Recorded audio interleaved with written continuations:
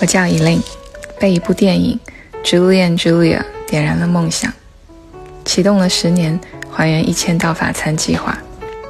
地球不停转，我就不偷懒。欢迎关注追剧。今天是第78集，法式苹果派。我想说，如果没有亲自按 Julia 的配方做一次苹果派，我对苹果派终究是一无所知。先来做派皮，把所有的材料都加进来，用手捏成团。其实夏天做黄油类的食物并不是很容易，我的厨房超过30度，黄油很快就融化了。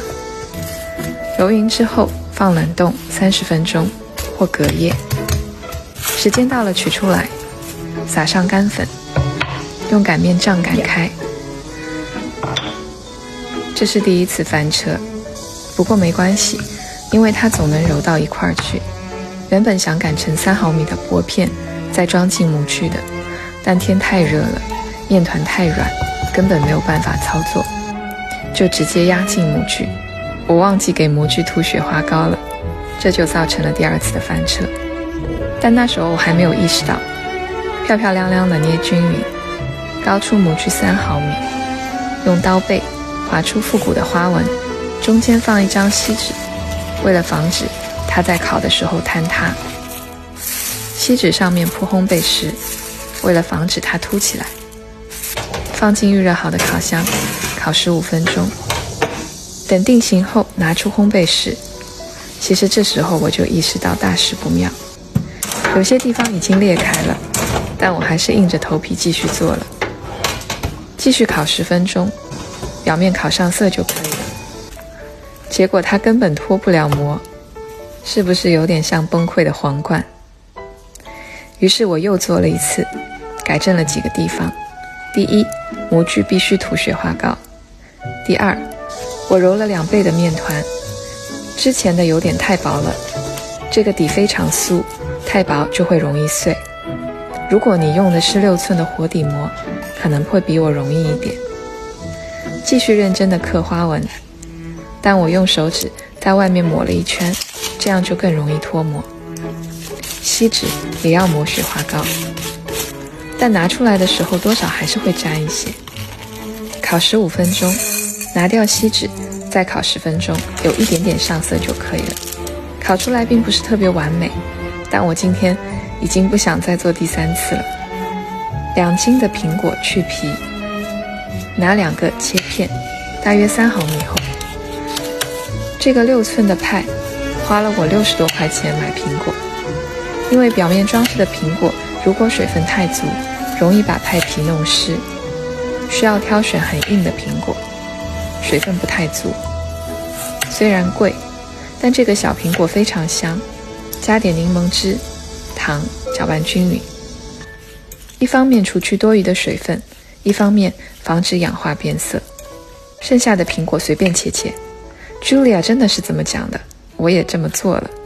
其实我建议你最好切小块一点，或者索性切薄片，这样熬出来才会是酱。把苹果直接放进锅里，开中小火20分钟，炒到软，时不时搅拌一下。苹果在炒的间歇，削一个柠檬皮，加点杏子酱，这是上次做李子冰淇淋的时候熬的果酱，你也可以用现成的。朗姆酒、干邑，你可以只放1种，加点香草精，来点糖，这里我减糖了。1块黄油，灵魂肉桂粉，把这些都倒入炒软的苹果里。那一瞬间，我仿佛闻到了天堂的香气。中火炒到粘稠，由于我的苹果切太大块了，只能再加工一下，变成泥状就可以了。放进不完美的派皮里，铺平整之后，装饰上苹果片。我小时候很不爱吃苹果，我妈妈就给我买一个很贵的品种，叫 Mr. Apple， 也像这样很小一个，但吃起来像浓缩苹果，又脆又浓郁。妈妈给我的爱从来都没有保留，可是她跟大部分的上海妈妈一样，对孩子要求很高，也很强势，经常用批评和指责来控制我，所以我有很长一段时间处于害怕跟他起冲突，避而远之的状态。但我这2年开始努力修复我们的关系，我勇敢且不带情绪地告诉妈妈，当你指责我的时候，我很不开心；当你用强势的语气跟我说话的时候，我会感到害怕。我们可不可以好好说话？反复几次之后，我们的关系进步了。